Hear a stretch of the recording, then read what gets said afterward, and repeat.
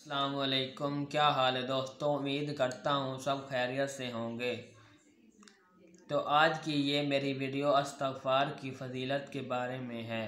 تو سب سے پہلے اگر آپ میرے چینل پر نیو ہیں تو میرے چینل کو سبسکرائب کر دیں تاکہ میری ہر آنے والی ویڈیو آپ تک بآسانی پہنچ سکے۔ تو آؤ چلتے ہیں ویڈیو کی طرف۔ استغفار کی اہمیت۔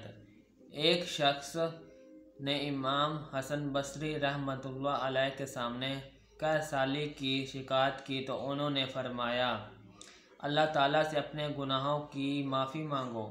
دوسرا شخص آیا، انہوں نے عرض کی، غربت کی انہوں نے شکایت کی تو انہوں نے فرمایا، اللہ تعالیٰ سے اپنے گناہوں کی معافی مانگو۔ تیسرا شخص حاضر ہو کر عرض کی، اللہ تعالیٰ سے دعا کیجیے کہ وہ مجھے بیٹا عطا فرما دے۔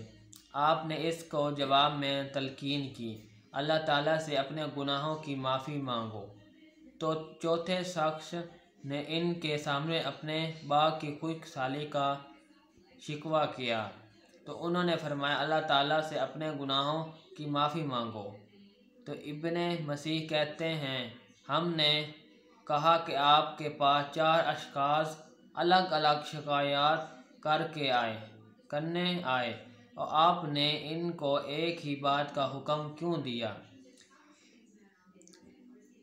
اللہ تعالیٰ سے اپنے گناہوں کی معافی کا سوال کرو۔ یہ حکم آپ نے کیوں کیا؟ تو امام حسن بصری رحمۃ اللہ علیہ نے فرمایا، میں نے اپنی طرف سے کوئی بات نہیں بتلائی، میں نے تو انہیں اس بات کا حکم دیا ہے جو بات رب کریم نے سورۃ نوح میں بتلائی ہے۔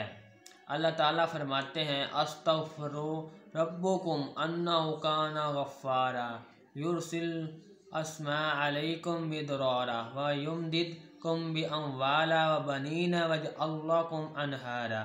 اس کا ترجمہ یہی ہے، اپنے رب سے گناہوں کی معافی طلب کرو، بے شک وہ بڑا مہربان اور بخشنے والا ہے۔